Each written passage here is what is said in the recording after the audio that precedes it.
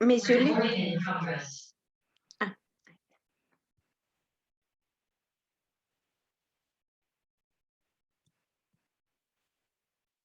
And present.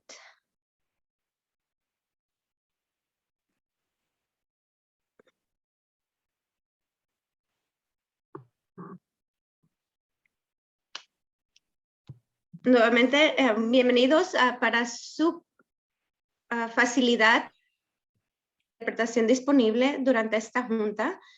Si pueden ver el icono en la parte de abajo donde ustedes pueden escoger el idioma. Tenemos los canales disponibles. We have the channels available for you, for all of you. Thank you. And next slide. Yes, there is, Jessica. We're going to present that in just one moment. So welcome. This is our DELAC meeting today, and we ask if you can please put in the chat your name, and you can put also your school and the grades that your students are in, and that will help us to be able to have an attendance record, and also perhaps in the future, if you would like to be a leader, in that way we can communicate with you guys. We value your presence here. We know that if you're here, probably you can be able to assume the positions that we are in now. Thank you. Also, with that, we present to you our board of directors. I am Milet, and I am the president currently of this committee. And my student, he goes to Anderson School. My student is in 3rd grade.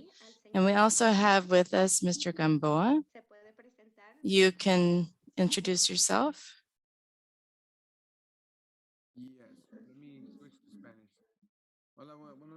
Hello and good morning to everybody. I'm Mr. Gamboa.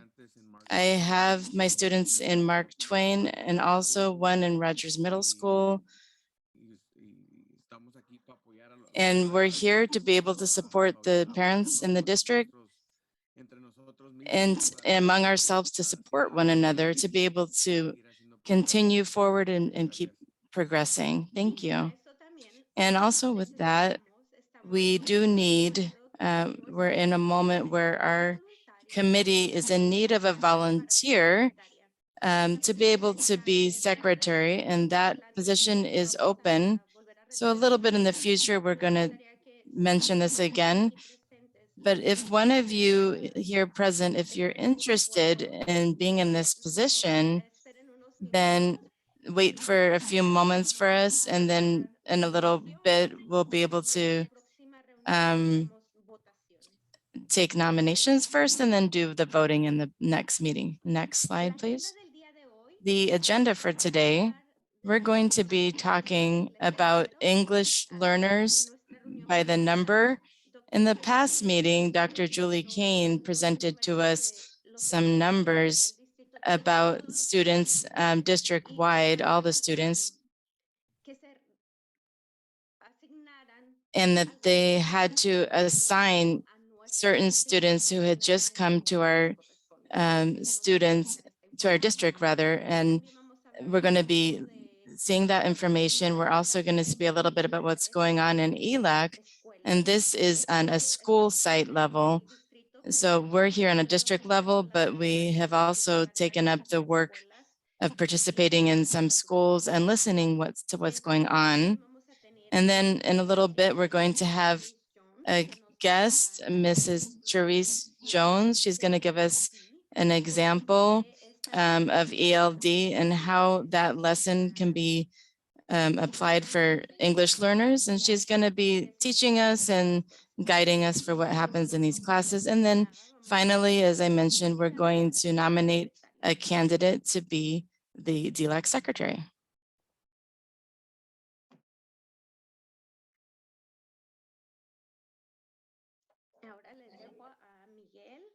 And so I would give Miguel the time. As a parent volunteer, Milet and I, we work with other parents. We all work with workers from the district who are in positions to be able to support one another and to speak among one another as parents, as volunteers, to be able to present different topics. And in this case, it's all about how we can help support all of the parents and the students if English is not their first language. And the person from the district, as Milet and I have worked with Dr. Julie Kane, and she has supported us to be able to communicate to them and to be able to get everything ready to meet with the parents each month. And I would also like afterwards to talk about how we can get more parents involved, to be able to have a bigger quorum about the rights that we have as parents, not just with regards to students, but as parents to support one another so that we can continue forward. So we thank you, Dr. Kane, for your support, and thank you for being here. Thank you. Good morning, everyone. Today I'm here to share a little bit of data with you. When I was here last month, I showed you we had lots of new enrollees who had not been assessed yet. So today we're going to take a look at their test results and how our numbers stand today. So if you look over here on the left side of the screen, in October, I shared with you, we had this little slice of students here in the pie. 7% of our students had TBD, or to be determined. They had not been tested yet. So we have completed our LPAC testing, and I wanted to show you how that turned out. Over here on the right, you see our November numbers. So to compare, if you look over here in October, 30% of our student population was English learners, 893. In November, our numbers have grown. We now have 1,023 English learners. Why is that? Because we tested almost 300 new enrollees coming in, and they were either determined to be English learners or to be initially fluent English proficient students. So if you look over here in October, our IFEP population was 210 students. In November now, we have 236. So that number increased. So 26 more students came in, they were assessed, and they were identified as initially fluent in English. And again, this is our TK through 5th grade students only. And the last part that changed is, you'll see, this is good news. These numbers are always changing throughout the year as well. In October, we had 185 RFEPs. Those are reclassified fluent English proficient students. Look at the number in November, 262. A lot of our students at the elementary school reclassified to be fluent English proficient students between October and November. That means they got their 4 on the LPAC, and then they scored on benchmark unit 1 or iReady or star reading and met the criteria for reclassification. And so our piece of the pie for reclassified students is much larger. So that's really great news to share. We are making progress with our students. If we look at 6th through 8th grade, our middle school students, we see similar changes. In October, we had 289 English learners. In November, 273. And that might have you thinking, how did we go down? How do we have less? It's the same story with reclassification. We also had 64 listed as IFEP. Now we have 65. We got one more who was identified as fluent English proficient. But look again at the changes in the reclassified students. We had 569 in October. We have 591 in November. So the good news is our students are reclassifying, they are becoming proficient in English, and our data is changing as it should. You may notice in both of these charts, there's still a tiny little percentage for TBD, 0.1% in this one, and the elementary was 0.3%. That we always have TBDs somewhere in our system because students are always enrolling. So throughout the year, between October and November, we got new students, and so we assess them within their first 30 days of school. Then they will move into either the English learner bucket or the initially fluent English proficient bucket. So that's where we stand in November. It would be interesting again to look at this in January after we take our next set of assessments to see how many of our students move into this reclassified category again, because that number is always changing. So that is the data for today. I'm going to pause right there and see if there are any questions about what I shared. Comments, wonderings, or just yay, we're making progress. Kids are reclassifying. We got our testing done. Awesome. Okay, well, that is my update. Short and sweet today for me. Amen. It's your turn to for others to share today. So Miss Milet, I give it back to you.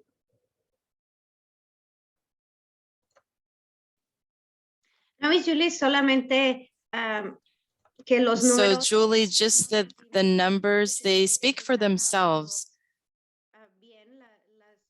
We can see that the specialists are working well. The language specialists are helping our students to be able to reclassify.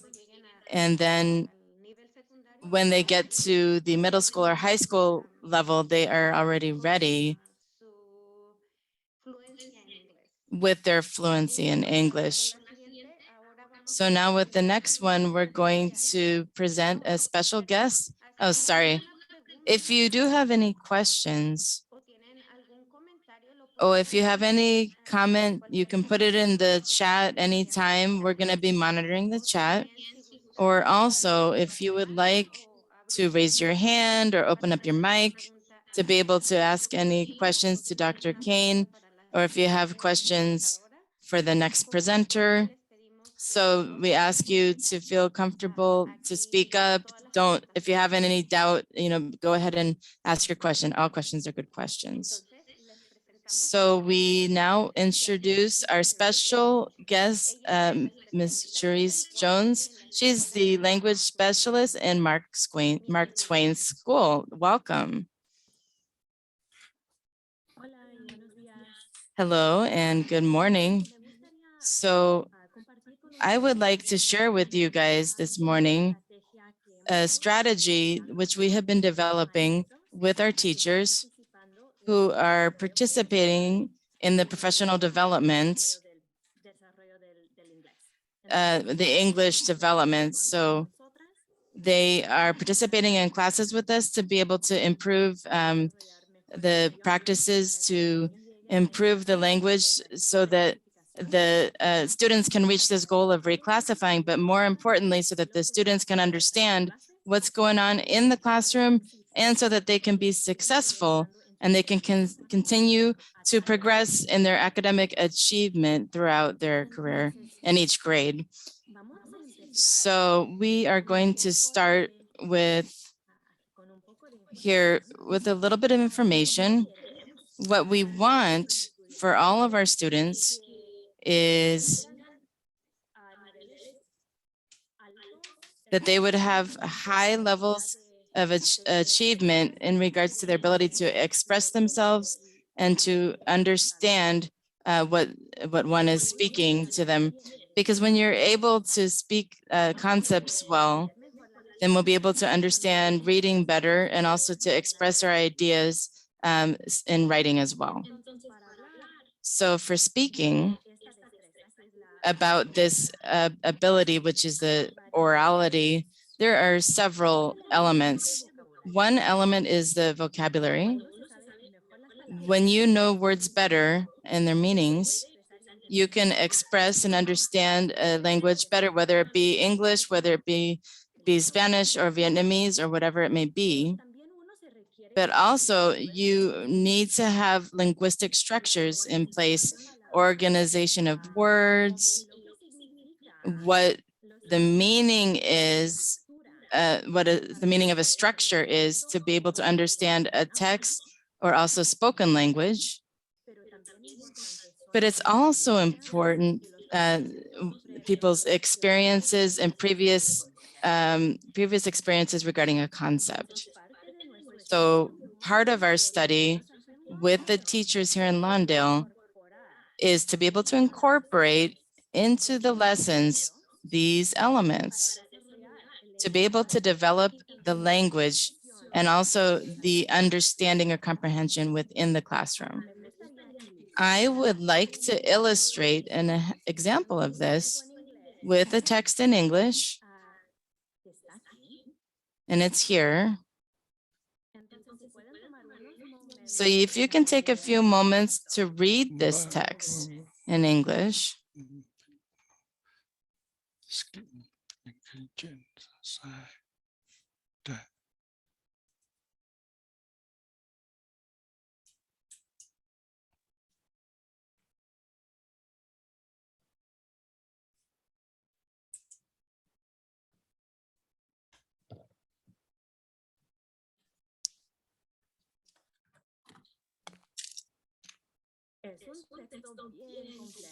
This is a very complicated text, even for the native English speakers, right? Those who are competent, who are proficient in English are going to also struggle with this text. And this is sometimes the experience where students have this kind of experience in the classroom. The texts are written in our curriculum at a high level for those who are already competent in a language. But when we have emergent bilinguals in the classroom, we have to offer support in regards to vocabulary, also in regards to the level of the linguistic structures and understanding the subject matter to be able to add meaning and understand this type of text. I'm going to change to English. I'm going to model or show a strategy what a teacher can do in her classroom. Chúng ta đọc những cái này hot jam là giống như là cái thế giới này giống như là cái trứng. Cái mà chúng ta làm là như thì với học sinh của chúng ta ở đó có những cái lúc là người ta nghĩ rằng là nó là giống như một cái Show it bàn with me. Và ở những người khác nói rằng là nó giống như là cái trứng. Cái người mà khám phá này muốn tìm cái hình của cái trái đất nhưng mà không có tiền hoặc không có tiền. Ông vua của Spain đã cho một số vàng bạc để mà đá quý để mà kiếm tiền, để mà mua bà chị cưng.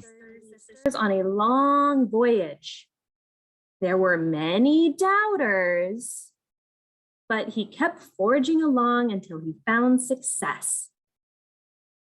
Winged creatures appeared, signifying the sturdy sisters had found land once again. Oops. Entonces, para regresar al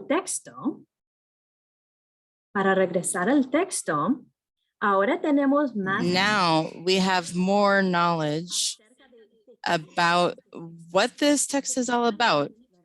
It is about an explorer. Before, they thought that the world was like a table, But this explorer saw that the world was like an egg. So what we have done through this activity, we have introduced some vocabulary words, right? So this word, financer, it has to talk about money. We also saw the gems, the precious stones, or hawk. That's a word which is not used even in English very often, which is about buying. Buying sisters? What are the sisters?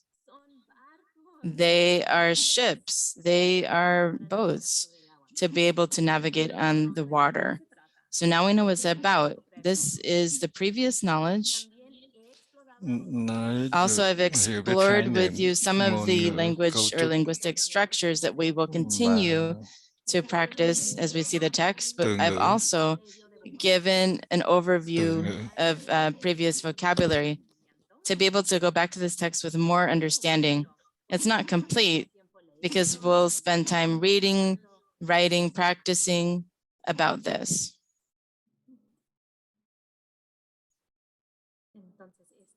So I am available to answer any question about what we've done, about our work that we are doing with the teachers, both the male and female teachers, plural in Spanish.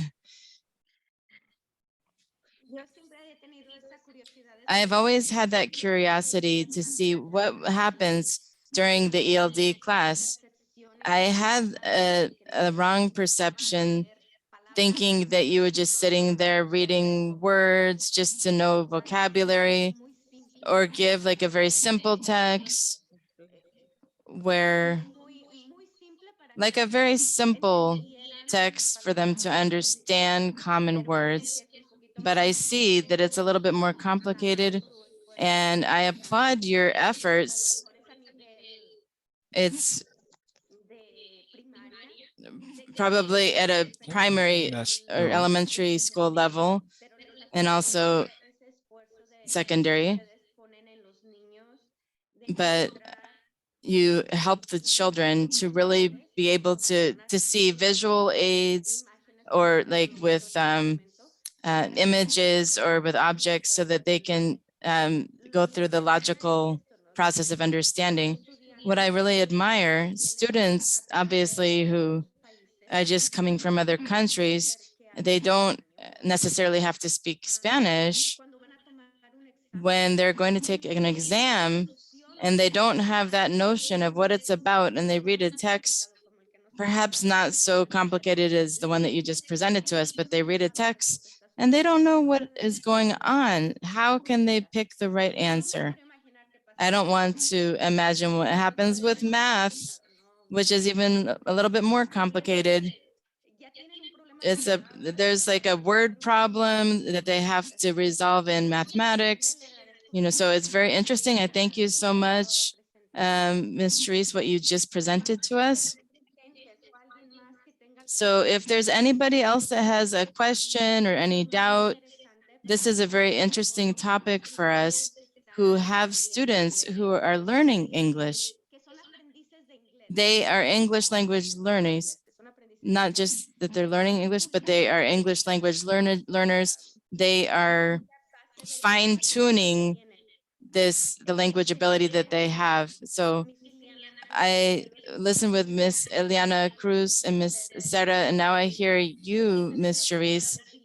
You use this word, you say emergent bilingual, which I see that involves a little bit more than just calling them English language learners. So if anybody has a question, I believe Vanessa has her hand raised. Yes, a little question. I was very involved in ELAC ever since elementary school with my children. And I do believe, I love that they're presenting this to us because there are some schools, there are some ELAC programs which are not presenting this yet in regards to how this actually works in the classrooms. What is it that the teachers are doing and how they are carrying this out, this manner of teaching the kids so that they can truly understand. What really worries me a little bit is that we understand that in schools, we have all the professionals there, obviously. At home, how can some parents be able to help their children in that there is a limited English understanding in some homes? I do speak English quite well, and I did see that passage that the teacher gave was quite complicated for a child, even as she said, for native speakers who have spoken the language for a long time. How can parents who don't speak the language, how can they be able to know what this means? I know we have a lot of technology today, which is available, but also this dilemma still exists, the deficiency that there are a lot of parents who don't know how to use technology. A lot of places, a lot of districts and schools are trying to do whatever they can possibly do to help parents become more involved. But unfortunately, we don't have that. I don't know, I don't have the correct answer, but I do believe if we involve parents a little bit more and we explain this way of presenting the material to the students, perhaps they would say, oh, and ask for a little bit of help in the sense that, oh, okay, and teach me how to do it. Teach me how to do it in that I don't speak the language. I'm very limited in regards to wisdom to use technology to be able to help my kids so that they can reclassify. I don't have the correct word or correct answer, but what is the word?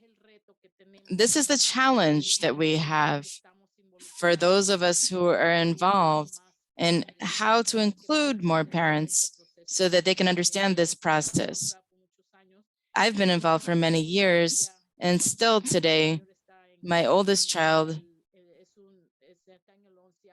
he's in 11th grade, and I still hear parents that don't have the least idea of what ELAC is or why their kids are in this program. And what is this thing about reclassifying? So I do believe this is something we need to find out how we can find a solution.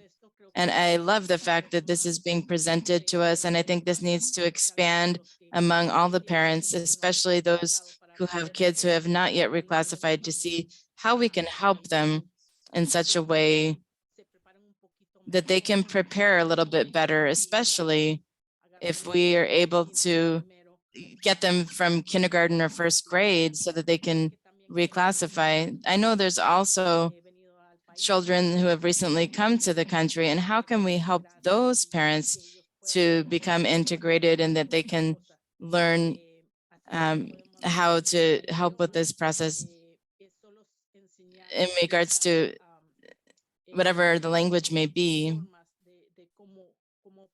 how we can find ways to be able to present the material, especially with their kids. Like if I say like, well, I don't even know how to read it, and then the parents can't either, but thank you. Thank you so much for presenting this. I love it. Thank you.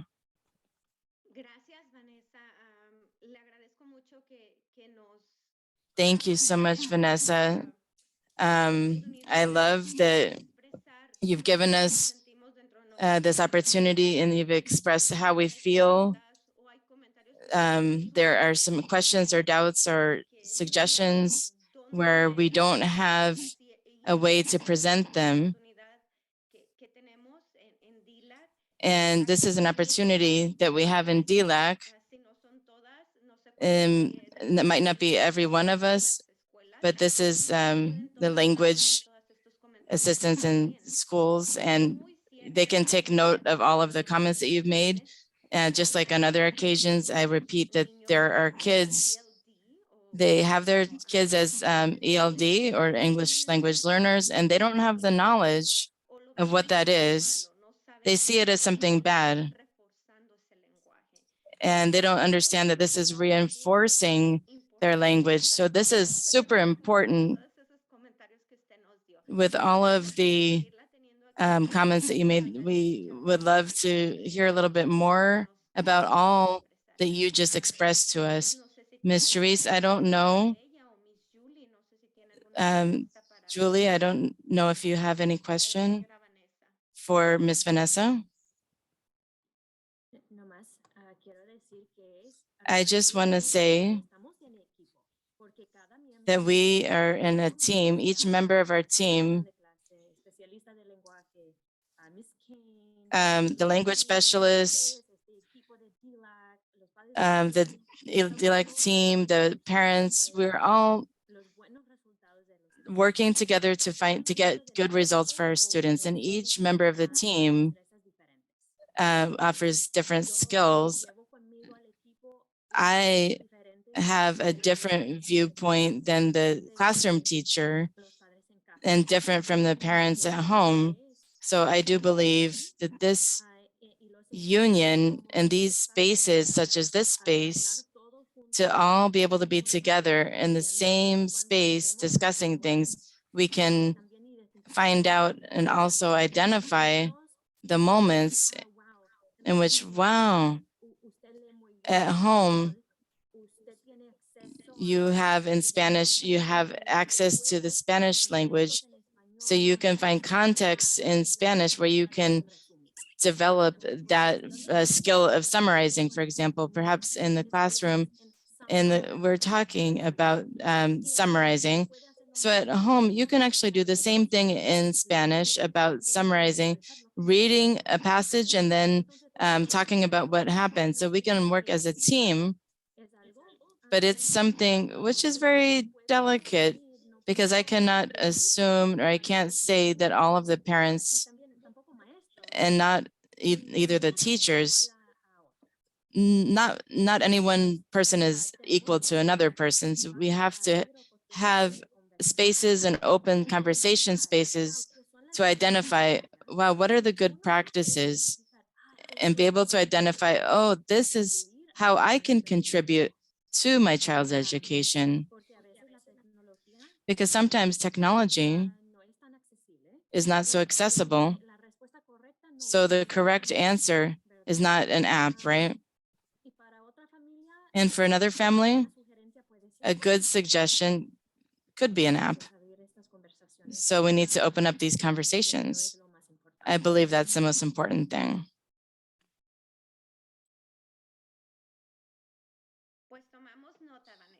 So we have taken note of that, Vanessa. Thank you, Ms. Charisse, for the answer. Now we have Maria, who also has her hand raised. Maria Ochoa, we're going to listen to you. Hello and good morning. I'm Maria. Nice to meet you. I do have 3 kids. One of them is in John Adams in 7th grade, but already reclassified. And I'm working with two children in Green. One of the things, we just speak only Spanish at home, and I do respect the previous comments. This has helped me a lot. I don't have the correct pronunciation, which my kids need. I do know how to read Spanish very well. And so I read stories to them, and I ask questions, we write things.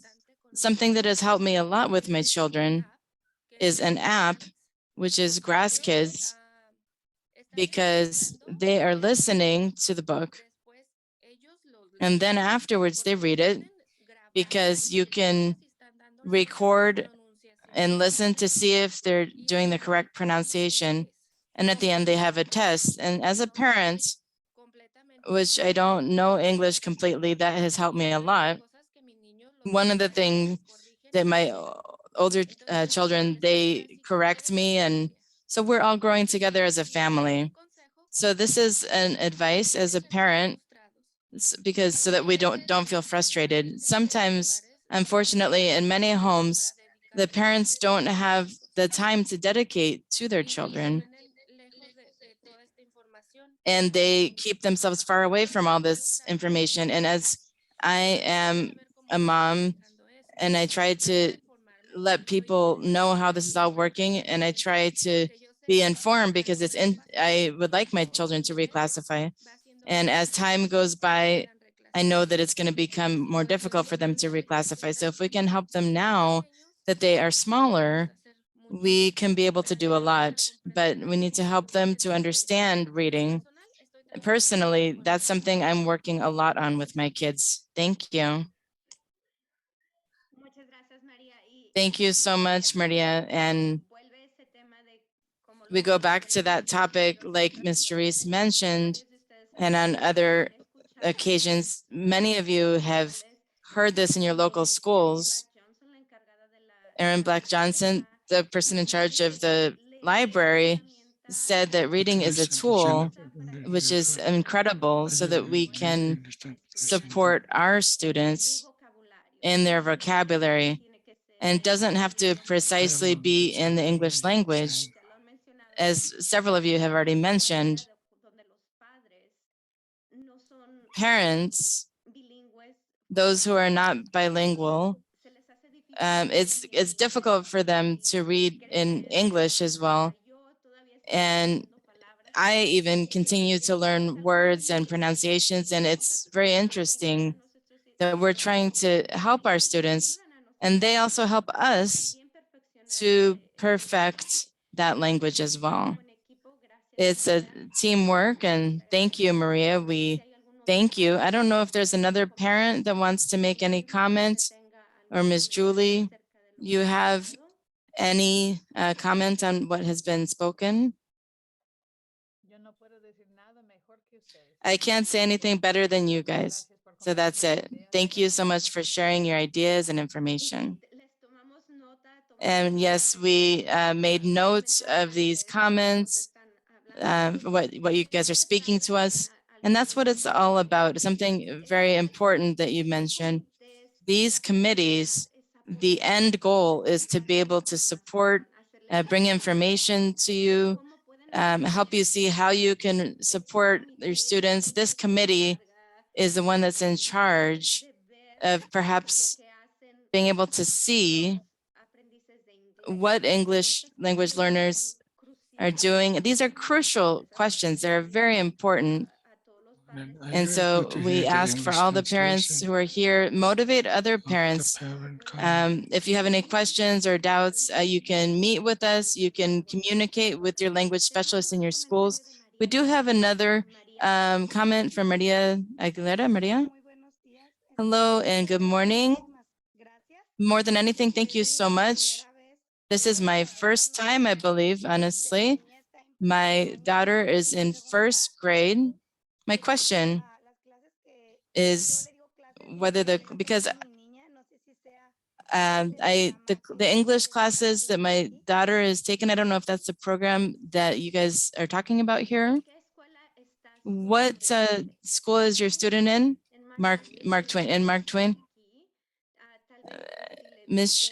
Charisse está aquí. Maybe if you say the name of your student, she can know if she is as an English language learner. Jana Pere. Hello, good morning, Maria.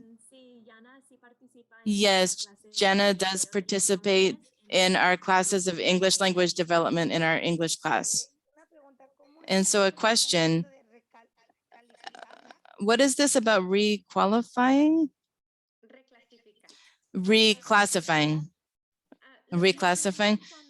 With students, when they arrive in the beginning to elementary school, this starts since kindergarten, they do an evaluation on them. And this evaluation is focusing on seeing their language development with regards to English.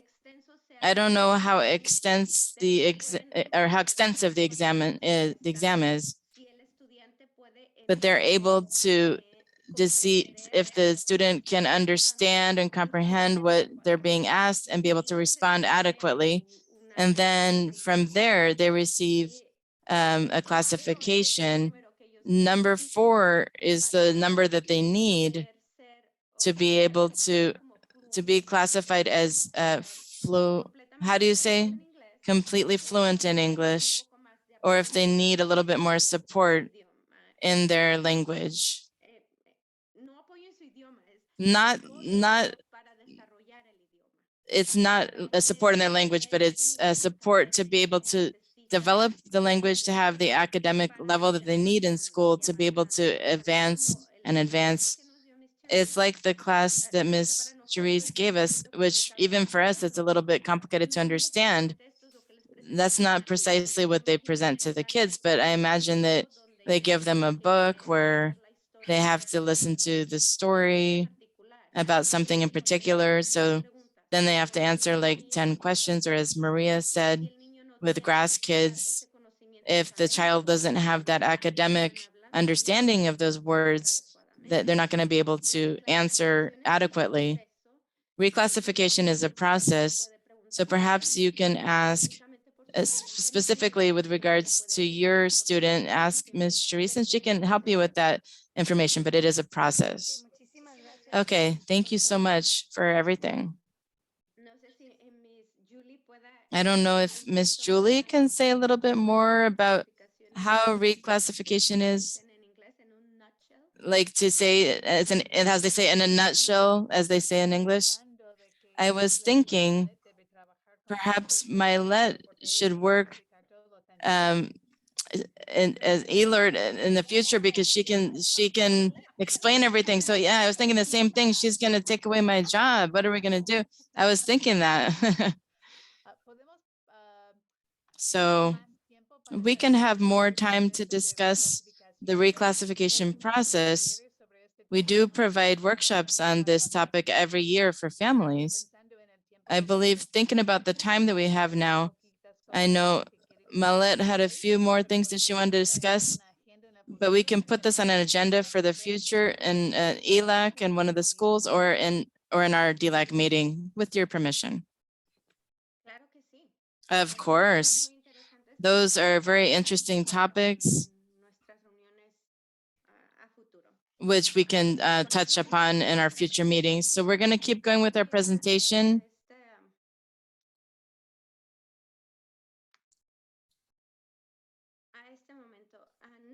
So right now we need, in our committee, we do have a vacancy and we need a secretary.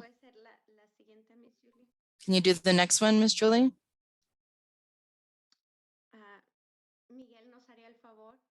Miguel, would you please do the favor?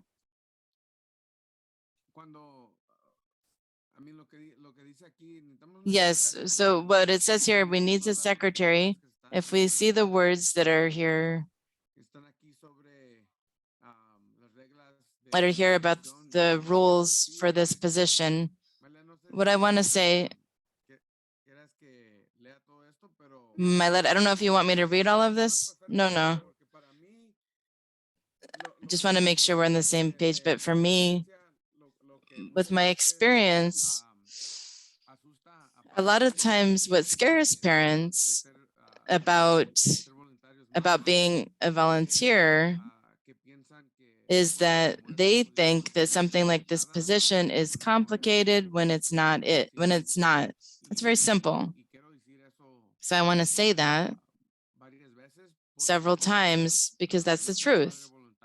As a parent volunteer, I know that we all have a lot of things to do in our lives, work, as parents.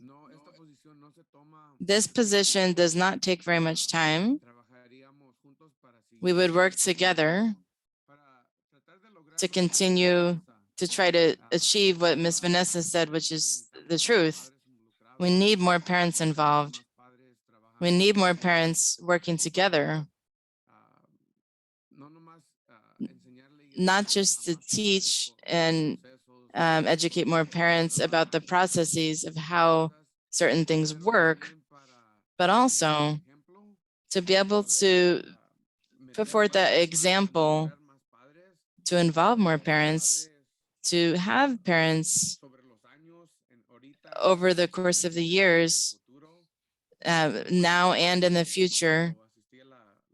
There are parents, like when I attended the ELAC meeting in Green, there are parents who are just starting with their kids, perhaps in kindergarten with their kids, and it's important that we would be in communication, that the parents who are in the same situation, that our students need to reclassify. For example, as our parent mentioned, it becomes more difficult, and this is the truth. Many times it's not communicated in this way, not on purpose, but it's not communicated in the way that needs to be done. To be able to achieve what's needed, and at the end of the day, as parents, we're volunteers, we live in this district, and then there are some that don't live in the district. The employees, with all due respect, are here because they're being paid. And this is about our children's future. We need to be more firm with this, and we have the right to this. So this is what I want. I want nobody to be afraid of anything with regards to the district and all of this. This position is a position just like any other position as a parent volunteer.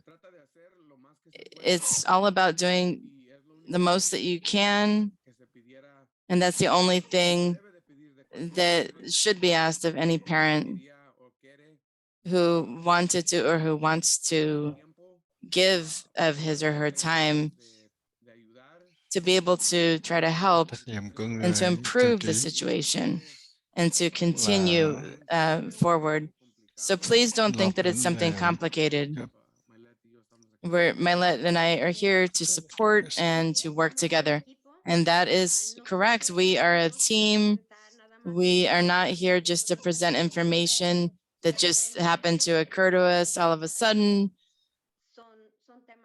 They are topics. It's information which we know that it's important for this committee. What is the role? It's very basic. And it says here what they do. As Miguel mentioned, we're working together as a team, working with Dr. Julie Kane. She is supervising us, and she says, what are the principles which we should follow? And newly, just to emphasize again what Miguel said, being on a committee doesn't make us more important. On the contrary, it helps us learn more to support our kids, our students. And here, just the fact that you're here in this meeting, it exposes you to new information. So participating on a committee, it helps you know a little bit more about how the educational system in our Lawndale district works and how you can support and how you can help move your student forward. So we would like to know, is there one person who is here present who we can nominate? Only people who are here in this moment now, parents who have children that are English language learners, who would like to take up this position. If you could open up your mic, you can nominate yourself or you can nominate someone else who is here in this place. Anybody? Do we have any volunteers? I know there are parents here that I have seen in Adams meetings. I've seen them in Billy Mitchell meetings. As Mr. Gamboa said, there's also parents from Green.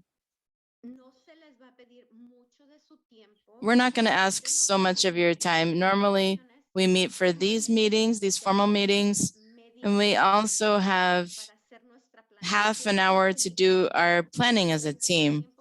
But during that time, we can communicate through emails or perhaps by means of text. We're not going to take too much of your time. And once again, we will be working as a team. If anybody here present is interested in taking this position right now would be for now until the end of the school year, this school year 21-22. And again, you can nominate yourself for the next period, which is the school year 2021, or rather 2022 to 2024. It's a 2-year period. Miguel and myself, for example, this is our 2nd year now in this position. And it's good if you nominate yourself, it's fine. I did go to a meeting and I nominated myself not because I don't have anything to do, but because I want to help other parents who are in the same position that I am to be able to work together to continue moving forward. Like Milet said, this doesn't take too much time.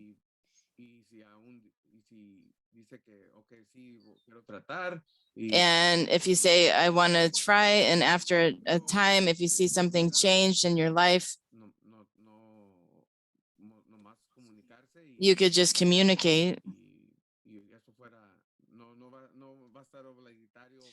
You're not going to be obligated, or it's not that you can never change or do something different. That's correct. Our routines change, our jobs change, our priorities in our lives and our daily lives can change. So if you're interested in this moment and taking this position, but if the following month for X or Y reasons you're not able to, it's going to be understood. You're not obligated to keep this position. So we would like to take this opportunity. If one of you guys would like to be part of our team from now until June.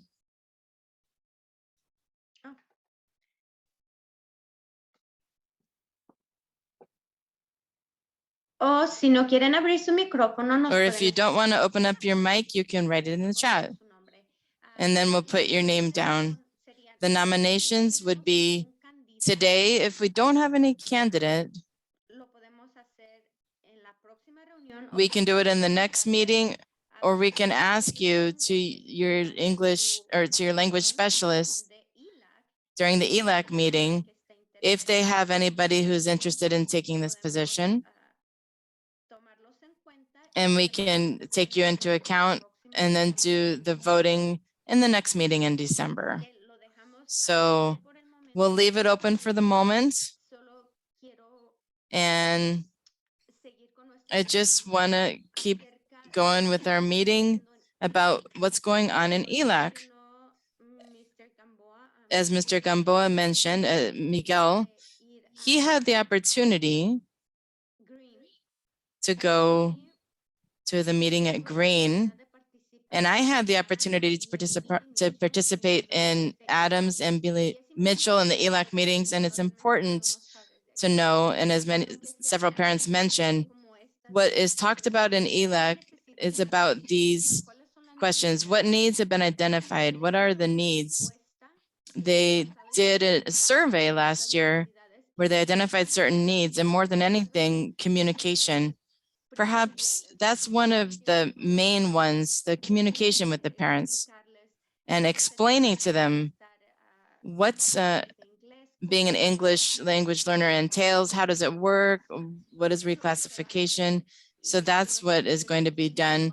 And our language specialists are working hard on this to be able to make it happen. And one of the other things that we mentioned for students who are in intermediate or middle school, they're going to soon for example, those who are in 8th grade, they're going to be going on to high school. How difficult will it be for them to get reclassified once they're in high school? But with regards to the difficulty, they're not talking about the opportunities for them to reclassify this year, the dates of the exams, the iReady exam, the benchmark, or the SBAC. They need to get a 4. Those are changes that have been implemented with this new modality. About all the changes that happened during COVID and the distance learning, now they have more options and more opportunities rather to reclassify. So we can try to see how we can help our students more because they have 3 more opportunities to do these evaluations, or 2 because they already did 1 of them. I mentioned what is a STAR, that was already in September. What's coming up in November, and in February, they're going to have the next evaluation. And then for iReady, the first one was October, then it's going to be January, and the last one in June. So there are opportunities for your students who are in intermediate school. Next one, please. Oh, and then one of the other things that was mentioned in these meetings, and I think this is on a district-wide level, we need to have leader positions in the local schools. Your committee needs a president, a vice president, and a secretary in ELAC. So if you would like to be interested in, if you're interested in being a volunteer, please communicate. The dates of the next local meetings of ELAC these are here in the middle schools and also the elementary schools. So if you have the opportunity to attend your meetings, thank you. And then lastly, if you have any questions or any comments,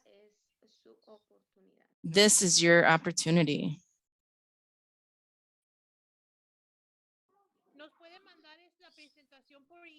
Could you send the presentation to us via email, the copy of it?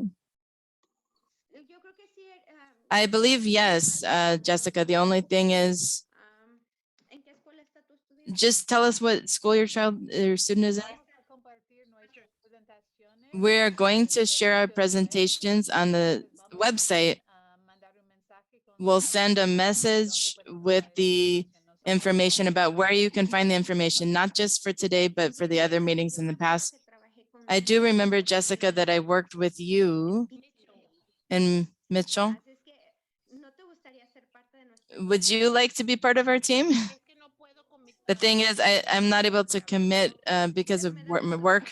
Okay. But I'm happy that you're here with us. At our next meeting, just to conclude our meeting, DPAC is on December 1st. We talk about topics that are on a district-wide level. It's not just about English language learners, but all the students in the district. And then the DELAC meeting is on December 8th. And then soon we will be putting the information about the committee, African American Parent Advisory Committee, so that they can participate. It's not just for them, but it's for us. It's for everybody who is from a different race or ethnicity. We can participate in this committee, which is very interesting. You always learn things. And then also an open invitation for our library nights. We could say our library nights. So we're going to have a guest, a famous author. We have him here.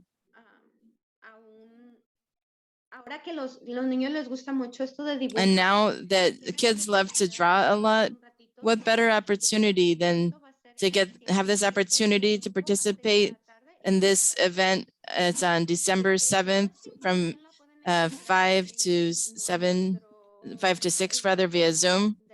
You can see all this information on the district website. And then lastly, to invite you on November 18th, the school board, the school council. Very important. If you have any questions about what's going on and you want to see a change, this is the meeting in which you need to participate. So once again, it is November 18th at 6 p.m. and you can ask for the information. You can find it on our website, our district website. So we thank you for your presence. Thank you. I believe we went over a couple minutes, but we thank you for being here. We want these meetings to be interactive where you ask us questions, not just us as parents, but also the specialists, the language specialists. And we will see you here the next month. Bye-bye.